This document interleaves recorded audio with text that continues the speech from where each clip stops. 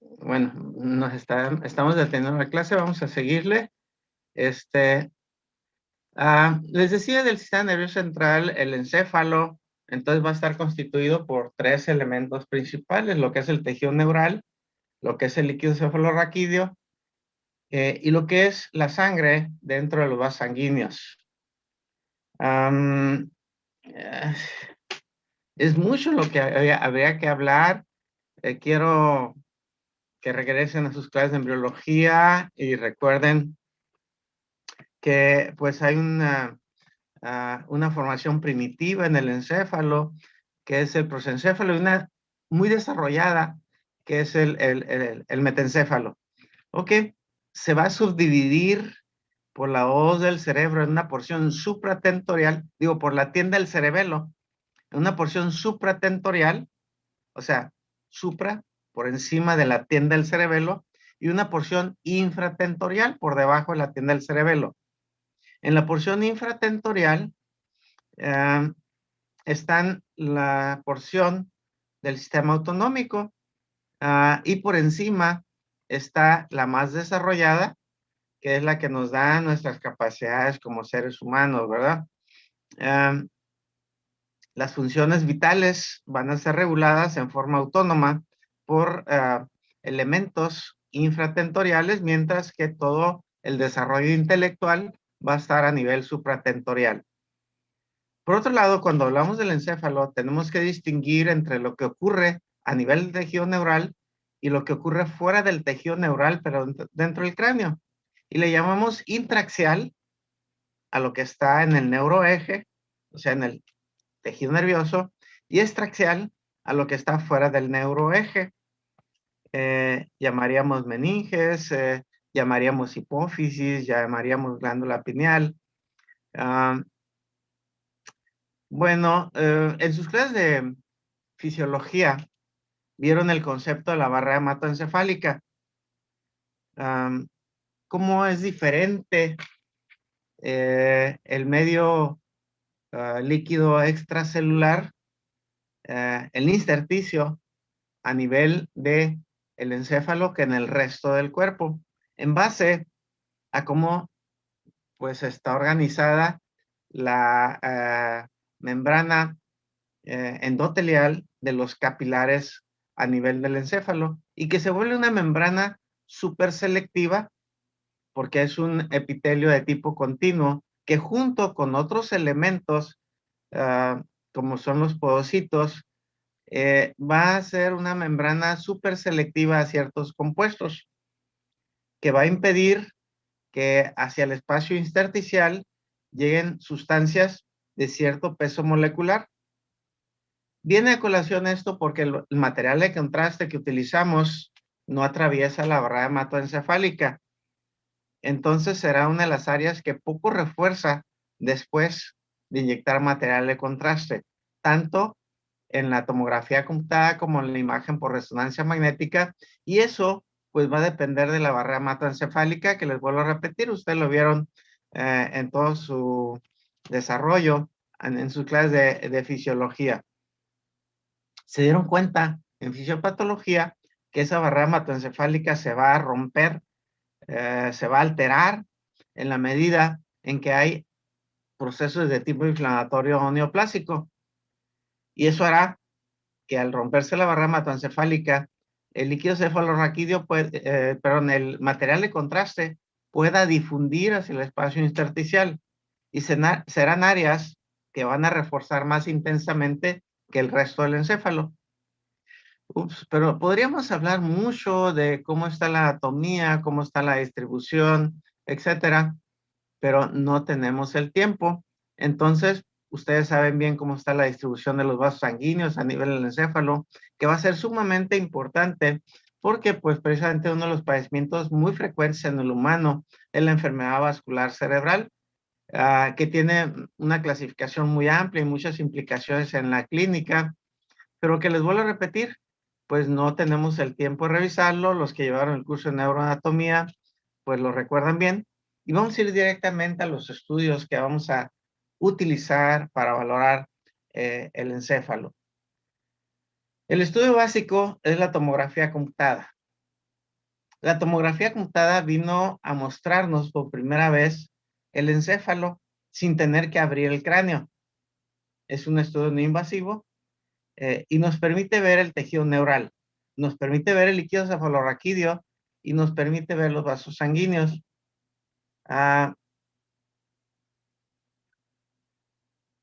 Cuando hablamos de tomografía computada de la cabeza, pues hablamos de diferentes protocolos de valoración. La que utilizamos para ver el encéfalo es tomografía computada de cráneo. Vamos a hacer cortes que van desde la base del cráneo hasta la convexidad. Hoy día, pues es un volumen de información el que obtenemos. Un volumen de información que nosotros podemos manejar de acuerdo al nivel de corte y el espaciamiento que queramos hacer. Hoy día son cortes milimétricos y eso nos ayuda mucho en cuanto al diagnóstico. Y estamos hablando de valorar el tejido neural. Si nosotros queremos valorar la hipófisis, tendríamos que hacer un estudio dedicado a la hipófisis, diferente de la tomografía computada de cráneo. Si queremos valorar las estructuras del oído, tenemos que hacer un estudio dedicado a valorar las estructuras del hueso temporal, diferente de una tomografía de cráneo. Entonces tendremos que solicitar una tomografía de oído.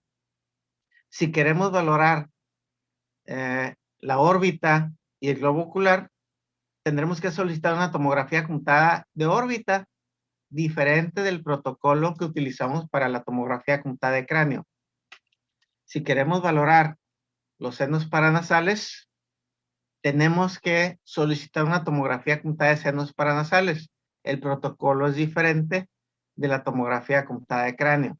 Entonces, ven cómo tenemos que saber qué estudio vamos a solicitar. Y les vuelvo a repetir, para valorar el encéfalo en un paciente neurológico, vamos a utilizar la tomografía computada de cráneo. Esta tomografía computada de cráneo la hacemos en fase simple y en fase contrastada. ¿Y qué vamos a analizar?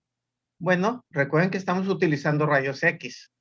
Y entonces vamos a ver diferentes densidades que ya conocemos en cuanto al aspecto básico.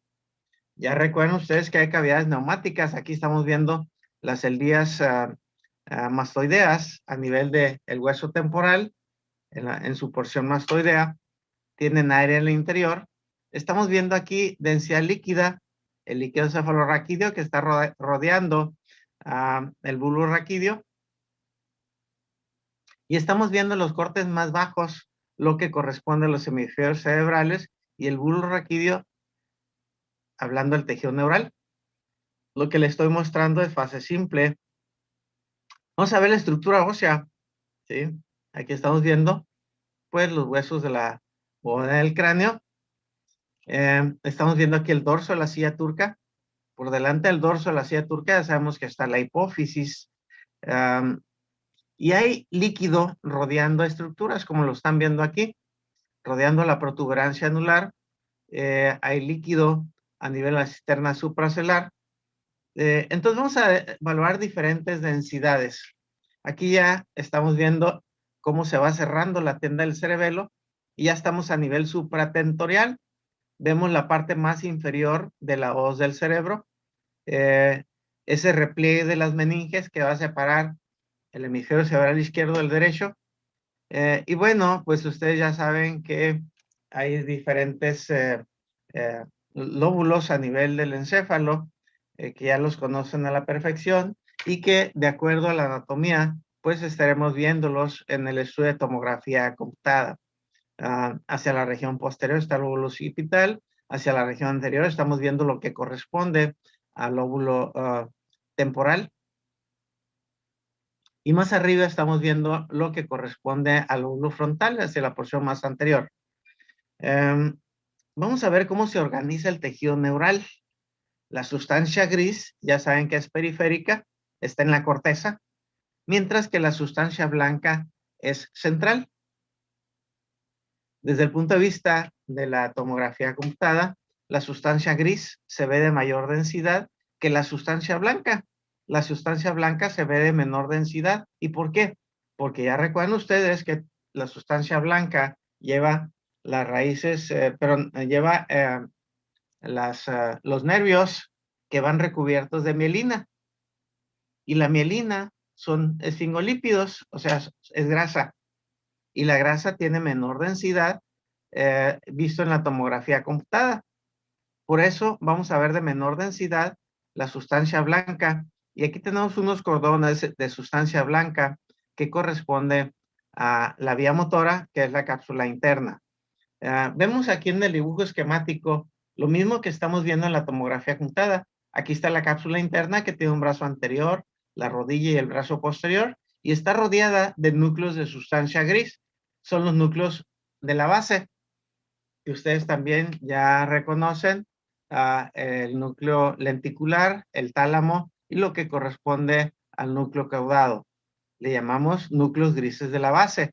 Están viendo la sustancia gris cortical y la sustancia blanca profunda en esta área. Están viendo los ventrículos laterales. Aquí está el cuerno occipital, aquí está el cuerno frontal, parte del tercer ventrículo, que en la tomografía computada es exactamente lo que estamos viendo.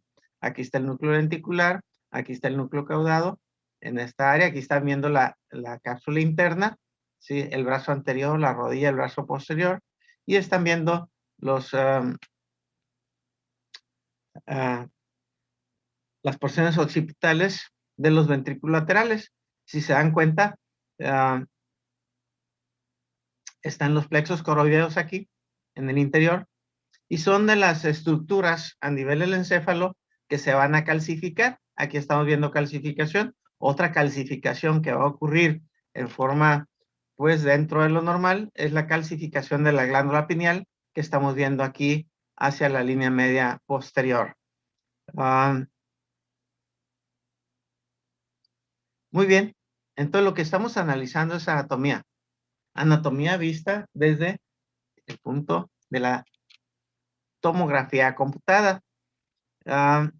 Estamos viendo aquí pues un corte un poquito más superior, pero seguimos analizando lo que corresponde a los ventrículos laterales con los cuernos frontales, el atrio y los cuernos occipitales. Si se dan cuenta, hay tejido blando dentro de los ventrículos laterales que corresponde pues a los plexos coroideos que estábamos viendo en, en el dibujo esquemático y que ustedes ya saben que ahí se produce el líquido cefalorraquídeo. Bueno, seguimos viendo aquí la cápsula interna, el brazo anterior, la rodilla, el brazo posterior. Aquí está el núcleo caudado, lo que corresponde al tálamo y el núcleo lenticular. ¿Pueden diferenciar la sustancia blanca de la sustancia gris? Decíamos que la sustancia gris está en la periferia, es cortical. La sustancia blanca es de menor densidad. Seguimos ascendiendo en los cortes. Ya estamos viendo la parte más alta de los ventrículos laterales. Sigue diferenciándose bien la sustancia gris de la sustancia blanca. Cuando estrechamos el nivel de ventana, hacemos más contraste, podemos ver mejor la diferenciación entre sustancia blanca y sustancia gris. Nos vamos hacia la porción más superior, creo que aquí es más evidente todavía la diferenciación entre sustancia gris y la sustancia blanca. Recuerden que esta diferenciación se va a perder cuando ocurre daño vascular cerebral. Cuando hay isquemia a nivel del encéfalo, se pierde y todo se vuelve hipodenso. Un corte más superior, estamos viendo la hoz del cerebro. Ya se dan cuenta, estas imágenes hipodensas, pues corresponden al líquido cefalorraquídeo. Líquido cefalorraquídeo que va a estar a nivel de las fisuras y de los surcos, delimitando las diferentes circunvoluciones que también ustedes ya conocen a la perfección y delimitando los lóbulos del cerebro. Un hemisferio derecho, un hemisferio izquierdo. Les hablaba de la barrera hematoencefálica. Aquí están viendo un vaso sanguíneo, una arteria, ¿sí? Y están viendo el espacio intersticial. Bueno, les decía que este vaso sanguíneo a nivel del encéfalo, pues es un vaso de los clasificados con membrana basal continua. Ya recuerden que los capilares, pues están clasificados en base a cómo está la membrana basal, en capilares fenestrados, en capilares continuos, en capilares sinusoidales. Los capilares del encéfalo son capilares de una membrana basal continua, que junto con los podocitos de los astrocitos y las presiones que hay dentro del encéfalo van a conformar la barrera hematoencefálica. Aquí están viendo cómo esa barrera hematoencefálica está muy estrecha y entonces exclusivamente algunas moléculas de cierto peso molecular van a pasar al espacio intersticial. Aquí está el capilar sanguíneo donde van los eritrocitos y también les decía que el material de contraste va a permanecer dentro de los vasos y no va a poder difundir al espacio intersticial. Ya recuerdan a nivel del hígado y del vaso, donde hay capilares sinusoidales, el reforzamiento es más o menos intenso. ¿Por qué? Porque hay verdaderos poros grandes que van a comunicar los capilares con el espacio intersticial y el material de contraste puede fluir libremente hacia el espacio intersticial, quedar más tiempo y entonces condicionar reforzamiento. En el encéfalo, entonces el reforzamiento va a ser muy pobre, porque el material de contraste va a permanecer en los vasos sanguíneos. Decíamos que vamos a inyectar material de contraste. Ya saben ustedes que es material de contraste hidrosoluble y nos va a pacificar los vasos sanguíneos. Y cuando haya pérdida de la barrera hematoencefálica, va a condicionar áreas de reforzamiento.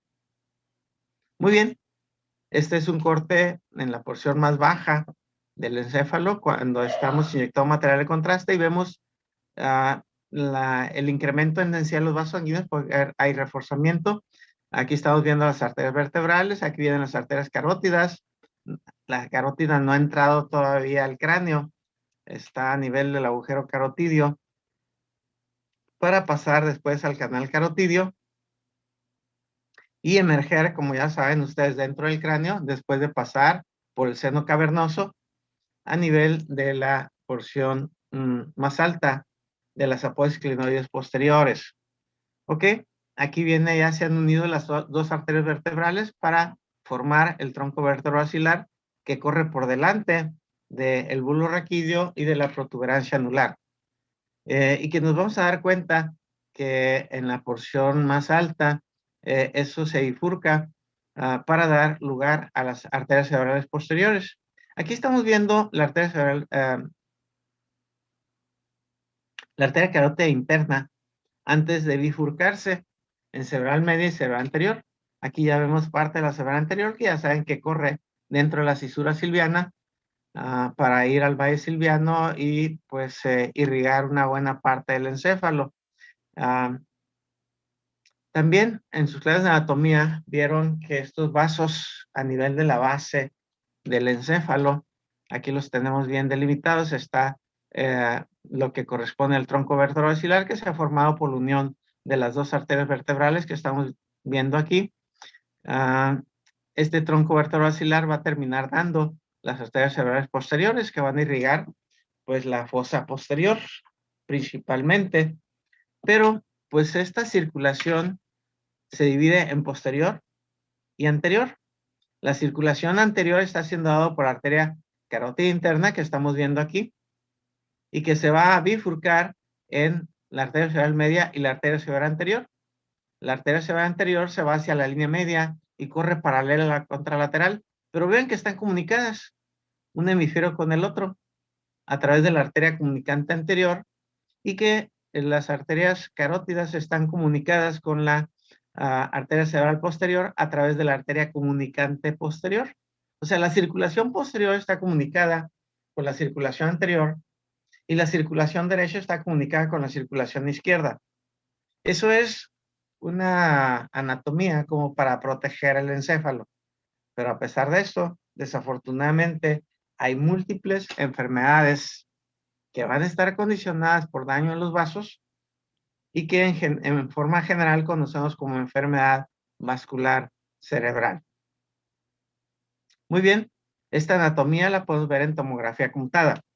Aquí están valorando, pues, el polígono de Willis. Están viendo la arteria cerebral media, la arteria cerebral anterior, la arteria cerebral posterior aquí, y cómo se comunican mediante las comunicantes posteriores, la comunicante anterior, para formar el polígono de Willis. No todos somos tan fotogénicos en cuanto a los vasos sanguíneos.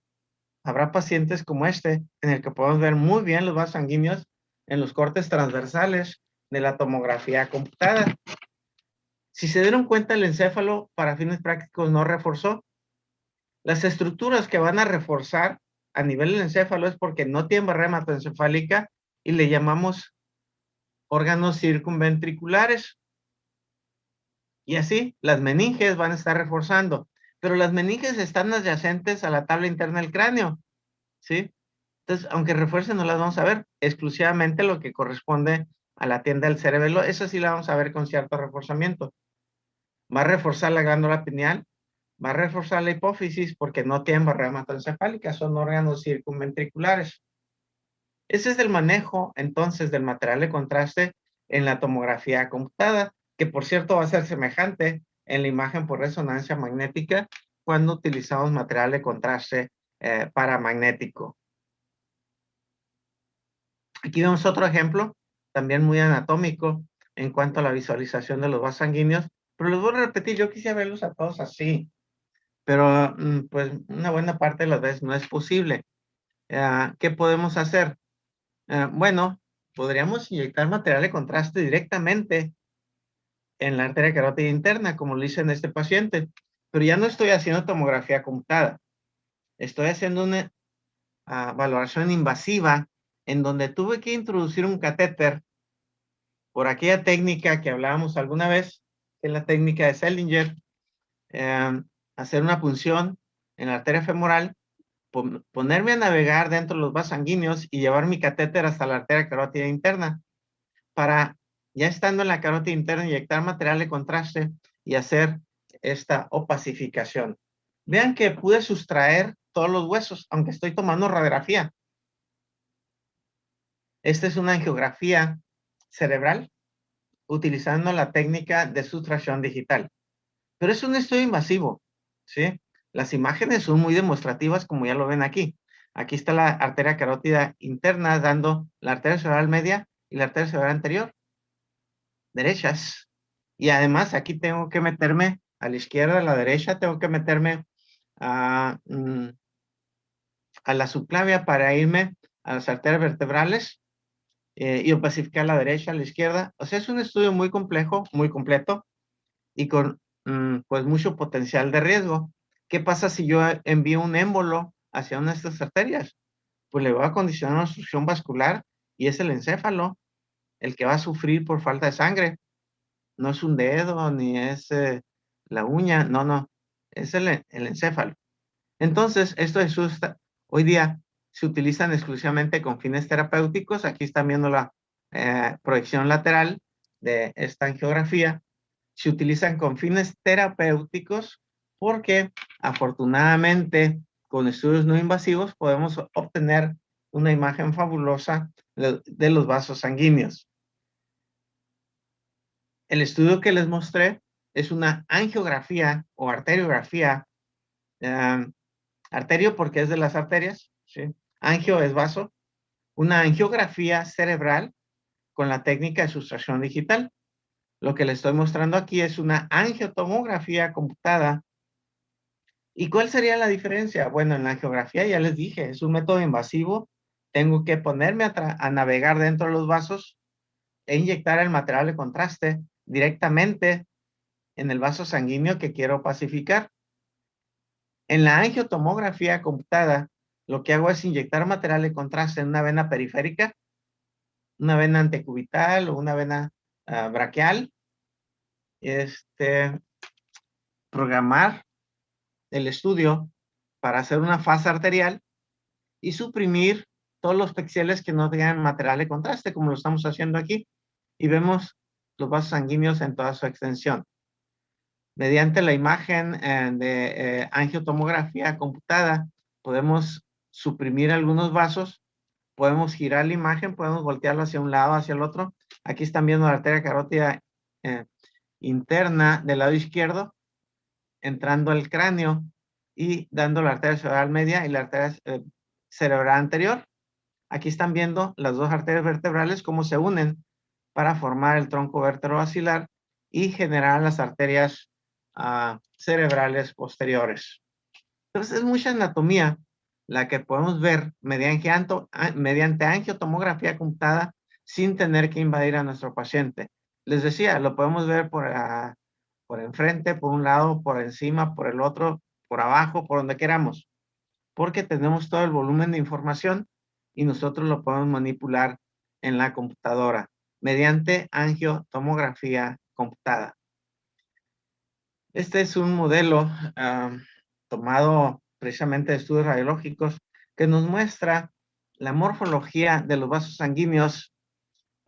Aquí viene la arteria cerebral, pero en la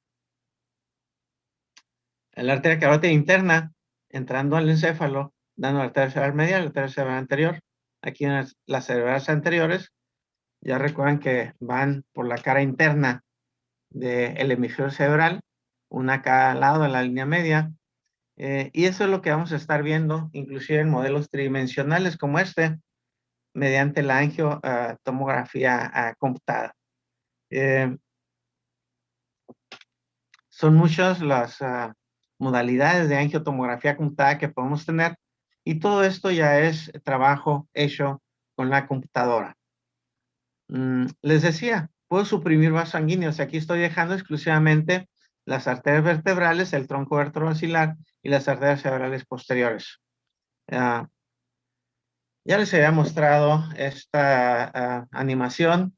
Es un estudio que hacemos de angiotomografía computada. Hoy día los equipos vienen un tanto automatizados. Yo le quité los tejidos blandos. Quiero quitarle el cráneo y dejar exclusivamente los vasos sanguíneos. Pues es lo que estamos haciendo todos los días con nuestros pacientes, ¿no? Y poder ver bien los vasos sanguíneos mediante la angiotomografía computada. Pero analizamos entonces lo que corresponde a la vascularidad de estos vasos sanguíneos. Estoy regresando. Esa vascularidad la podemos valorar también mediante angioresonancia magnética. ¿Qué implica angioresonancia magnética? ¿Tengo que inyectar un material de contraste? ¿Dónde lo tengo que inyectar? No. Fíjense que en angioresonancia magnética del encéfalo ni siquiera tengo que inyectar un material de contraste. Hago una secuencia especial en la que voy a ver el líquido que está circulando, y eso es vasos sanguíneos, ¿sí?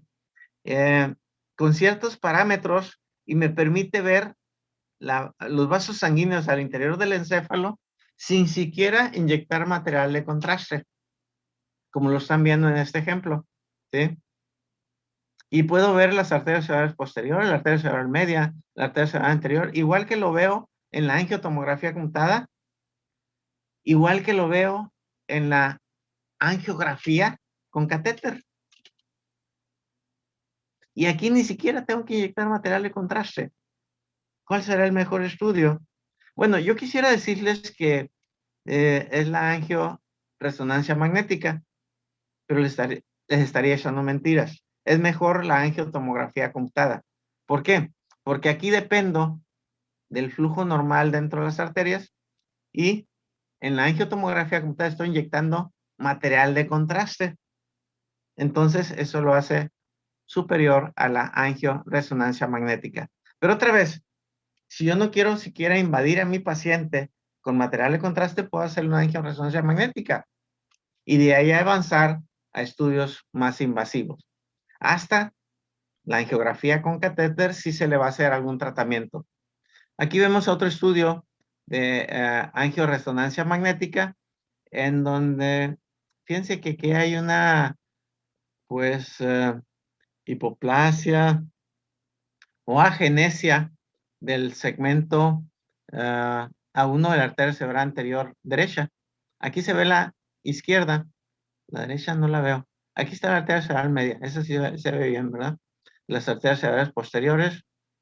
También hay hipoplasia de la comunicante posterior lado derecho. Y estas son malformaciones congénitas. Aquí lo vemos, aislar los vasos en angioresonancia magnética. Y ya nos damos cuenta que aquí viene un hilito, apenas lo ven, ¿sí? Está hipoplásica. Y ahora ya logró ver esta cerebral posterior, ¿sí? En mejor forma. He aislado el vaso. Lo puedo ver de frente, ¿sí? Pareciera que no hay aquí este segmento, ¿verdad? Está muy hipoplásico. Entonces vean cómo puede ser muy demostrativa los vasos sanguíneos mediante la angioresonancia magnética. Y ni siquiera tuve que inyectar un material de contraste. Bueno, puedo ver los vasos del cuello, los vasos que emergen de el callado de la aorta, que ahora ya los conocen muy bien, ¿verdad? Aquí están viendo el tronco arterial brachiocefálico, están viendo la arteria carótida común del lado izquierdo y están viendo la arteria subclavia, ¿sí? Ya saben que aquí viene la arteria carótida común y se va a bifurcar dando una porción bulbosa. Aquí hice un acercamiento, pero para obtener estas imágenes fuera del cráneo, sí necesito inyectar material de contraste paramagnético para hacer angioresonancia magnética de cuerpo. Para el encéfalo no necesito. Para el resto del cuerpo, sí. Y poder visualizar muy bien estos vasos sanguíneos a nivel del cuello. El bulbo carotidio lo veo perfectamente aquí. Esta es la carótida interna, esta es la carótida externa. La reconocemos porque da colaterales fuera del cráneo, ¿sí? La carótida interna no da ninguna colateral hasta que entra el cráneo, ¿verdad? Bueno, entonces, hablando de la vascularidad, es lo que podemos hacer, pero estábamos en la tomografía computada y haciendo cortes que van desde la base del cráneo hasta la convexidad después de la inyección de material de contraste. Vean la diferenciación entre sustancia gris y sustancia blanca, pero el reforzamiento va a ser exclusivamente al interior de los vasos. El parénquima cerebral para fines prácticos no va a reforzar. Refuerzan mucho lo que está dentro de los ventrículos laterales, que son los plexos coroideos. ¿Y por qué refuerzan mucho?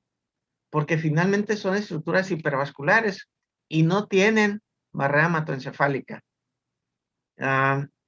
Seguimos avanzando hacia arriba.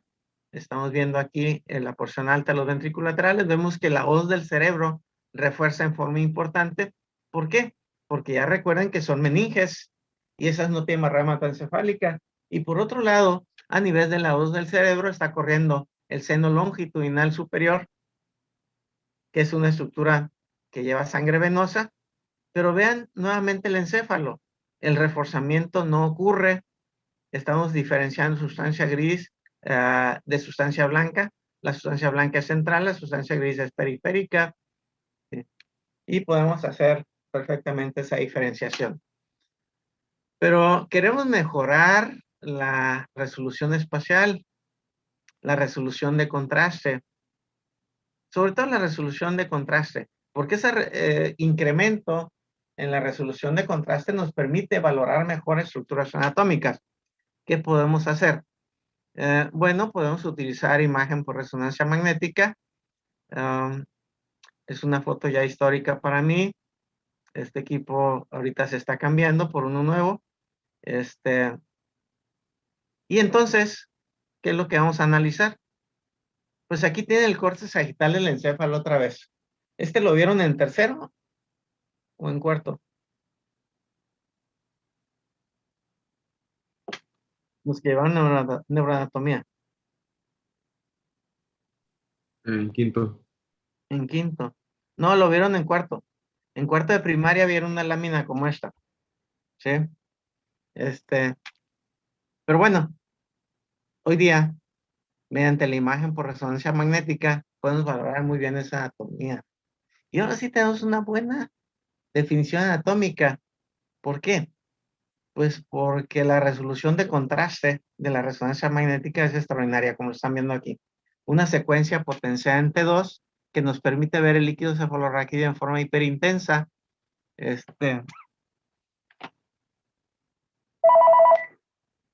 Ya lo ven aquí. Todo lo hiperintenso del líquido cefalorraquídeo. Vean las folias del cerebelo. Se ven igualitas que en el dibujo esquemático, ¿verdad?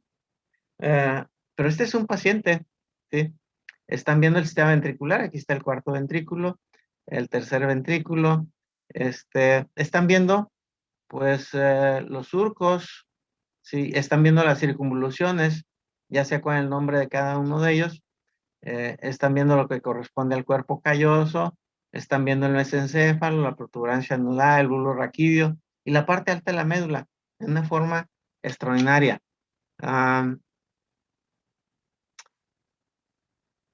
Aquí tenemos una secuencia potenciada en T1, muy anatómica.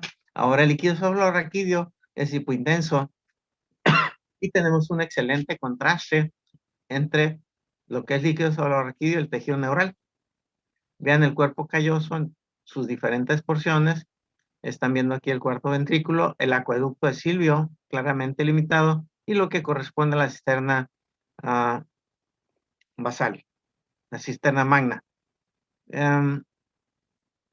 Con resonancia magnética podemos hacer cortes sagitales como los que acaban de ver. Podemos hacer cortes transversales y regresamos aquí a los núcleos de la base. Aquí está la cápsula interna que mediante resonancia magnética va a ser mucho mejor la visualización. Si se dan cuenta, aquí delimitamos perfectamente el núcleo caudado, el núcleo lenticular, lo que corresponde al tálamo, que son estas estructuras. Y entonces esto hace superior al estudio de resonancia magnética en cuanto a la valoración del encéfalo con respecto a la tomografía computada y cualquier otro de los estudios que queramos estar viendo. Ya les decía que tenemos diferentes secuencias de pulso en donde podemos suprimir ciertas estructuras, podemos hacer más evidente otras, podemos mejorar el contraste. Entonces, es muy flexible el estudio de resonancia magnética. Pero otra vez, pues eso lo hace muy complejo y tenemos que profundizar mucho en el conocimiento para poder utilizarlo en forma correcta. Por otro lado, tenemos las desventajas que ya veíamos en resonancia magnética, ¿sí? Pacientes que tengan elementos ferromagnéticos en el encéfalo, un clip, por ejemplo, una grapa metálica, si es de muchos años atrás, pues no vamos a poder poner en el magneto. Si el paciente es claustrofóbico, si el paciente tiene marcapaso, pues va a dificultar su exploración en resonancia magnética. Y entonces vamos a preferir la tomografía computada. El paciente está en estado crítico y necesitamos un estudio muy rápido. Estudio por resonancia magnética, imagen por resonancia magnética es un estudio lento. Los monitores que tienen que entrar al cuarto de resonancia magnética son monitores especiales. No puede entrar cualquier monitor. Entonces, atender al paciente en estado crítico dentro del cuarto de resonancia magnética no es tan sencillo. Por eso, pacientes en estado crítico se les va a preferir hacer tomografía computada, aunque sabemos que en cuanto a resolución anatómica, la imagen por resonancia magnética va a ser superior.